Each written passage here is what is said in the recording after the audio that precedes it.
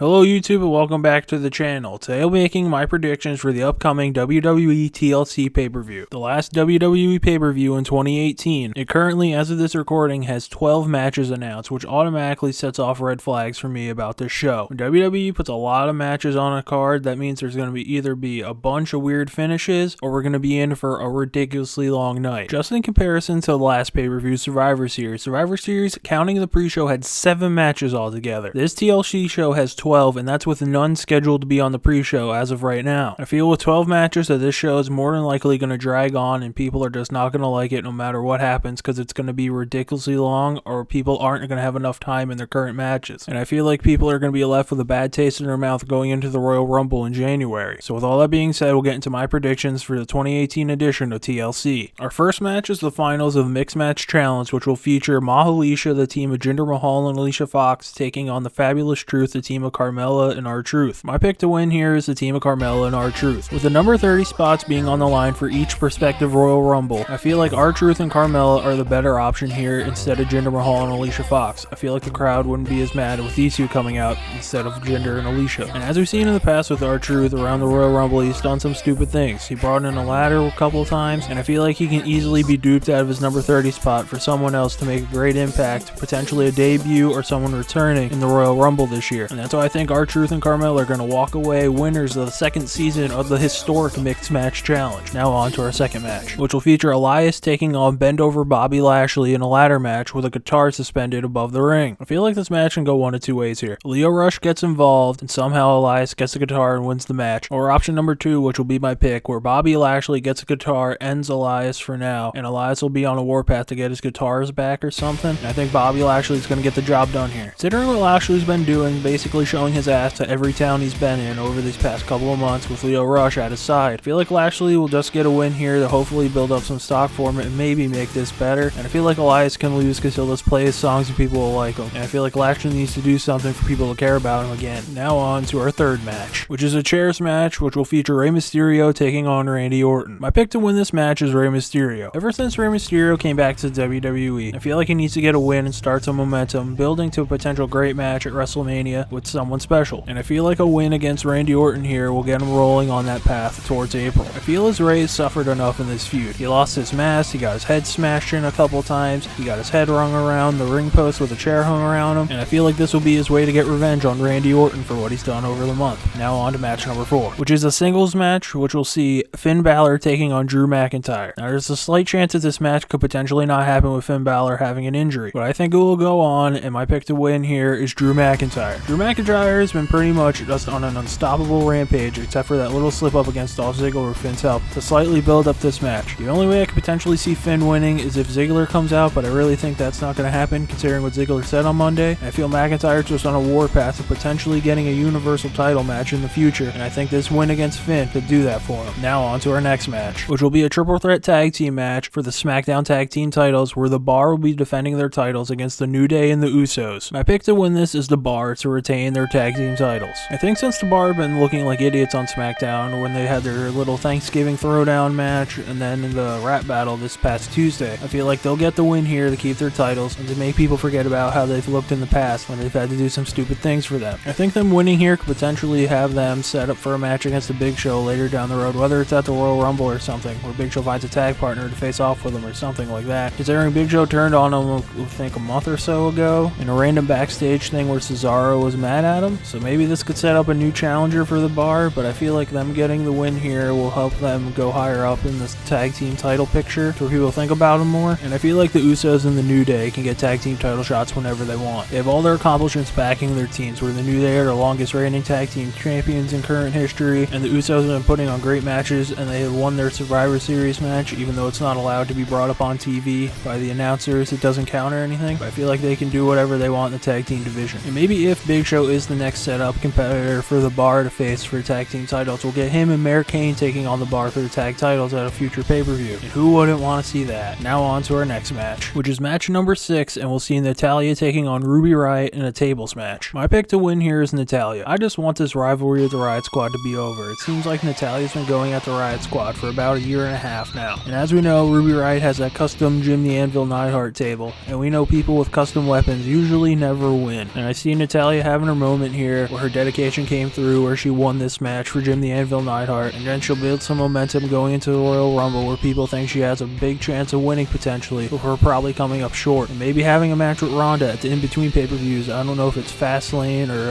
Elimination Chamber, but maybe there she'll have a match with Ronda for the Raw Women's title. And I definitely think Sasha Banks and Bayley will come out to help Natalya here to combat the Riot Squad, where Sarah Logan and Liv Morgan will be on the outside for Ruby. So this way Natalya can get the win fair and square. Now on to match number 7, which will be our first of 2 TLC matches, with Braun Strowman taking on Baron Corbin, where if Braun wins, he gets to face Brock for the Universal title at the Royal Rumble, and Baron Corbin's no longer in power on Raw. But if Baron Corbin wins, he's the full-time general manager of Monday Night Raw, and Braun loses his chance to get the Universal title match. My pick to win this match is Braun Strowman. With Braun coming off of his elbow injury that he had, I feel like this match is going to be a minute and a half at the most. I think it's going to be Braun coming out with his arm in a sling or one of those Gronk bionic arm braces, and Corbin thinking, oh, I got this easy, and all of a sudden Braun rips it off like he's the Incredible Hulk and just smashes Baron Corbin in a minute and a half and wins. And this will set up our Universal title match at the Royal Rumble where Brock will face Braun. But here's this thing, I don't think Braun's going to beat Brock at the Royal Rumble, so I don't know why this would happen. I think getting Baron Corbin out of power is the way they're going to go, and probably put Alexa Bliss in that role, considering she's already doing the women's division, just move her up to run the whole show. But I don't understand why you would have Braun probably face Brock and lose again. The rumors are that Brock's going to have the Universal title pretty much till WrestleMania, like it is pretty much every year. And I think Braun losing again, unless there's some crazy way, like he gets hit by a rocket ship or something, I think it's just going to make Braun just forgettable now, where he's just going to be the big guy who can't win the big one. Now on to our next match, which is match number 8, and it's for the Raw Women's title, and will feature Ronda Rousey defending her Raw Women's Championship against Nia Jax. I feel like this match, this is my lock of the pay-per-view, where Ronda Rousey is going to win and beat Nia Jax again. I feel like Ronda's not losing until WrestleMania at the earliest, and a loss here would really make no sense, because I can see a bunch of other matches coming up for Nia where she doesn't need the title, and Ronda could do other stuff in the meantime, just preparing for WrestleMania. Ronda still has potential matchups with Becky, Charlotte, and I think a Natalya match could be on the horizon, or maybe an Ember Moon match, and I think her keeping the title can make these matches mean more. And also, WWE just wants her to keep winning, probably until WrestleMania, where I think she'll probably lose her title, and Nia will go on to gloat about her breaking Becky Lynch's face for a couple more months until something happens between them. Now on to match number 9, which will be for the Cruiserweight Championship, where Buddy Murphy will be defending his title against Cedric Alexander. And I think Buddy Murphy is going to keep his Cruiserweight Championship here. In the recent run of the Cruiserweight title, people have been holding on for their titles for a long time. I think Buddy Murphy is going to hold on to it for another good while amount of time, before I think probably losing to Mustafa Ali. He's probably the best Cruiserweight who hasn't had the title yet. And as we saw from Tuesday, where he got a match on SmackDown with the WWE Champion Daniel Bryan, it seems like the decision makers also view him very highly. And I think Mustafa getting the title is more than likely going to happen sooner than later. And I think he'll beat Buddy Murphy for it. Now on to match number 10. And that will be for the Intercontinental Championship, and it'll have Seth Rollins defending his title against Dean Ambrose. A rivalry that everybody was really waiting for to see, with a heel Dean Ambrose taking on Seth Rollins, has turned into just a weird feud, where Dean Ambrose is getting vaccinated, and he's turning into Bane from Batman, where he's wearing gas masks, and people smell, and there's odors in the air, and no one knows what's going on. And I think Dean Ambrose is going to walk away as the new Intercontinental Champion in this match. I feel as if Dean Ambrose really needs to win this match. With him winning the Intercontinental title, he can still kind of do these crazy things. Hopefully they start making more sense, but at least he's the champion, and hopefully this Intercontinental title reign will go better than the last one he had, and hopefully turn into a more dominant and vicious heel as the months go on, with him just reigning terror overall, being the IC champ. And I can see Rollins moving on to bigger things after this run around with Ambrose. Now on to our co-main event of the evening, which will be for the WWE Championship, and will feature the new Daniel Bryan taking on AJ Styles. I think Daniel Bryan wins here and retains his WWE Championship. With this new heel persona Daniel Bryan's been going with, where he's just mad at everything happening in the world, and smacking people for driving SUVs, and calling everyone fickle, and being mad that he compared sheep to humans, where he was disgracing the sheep,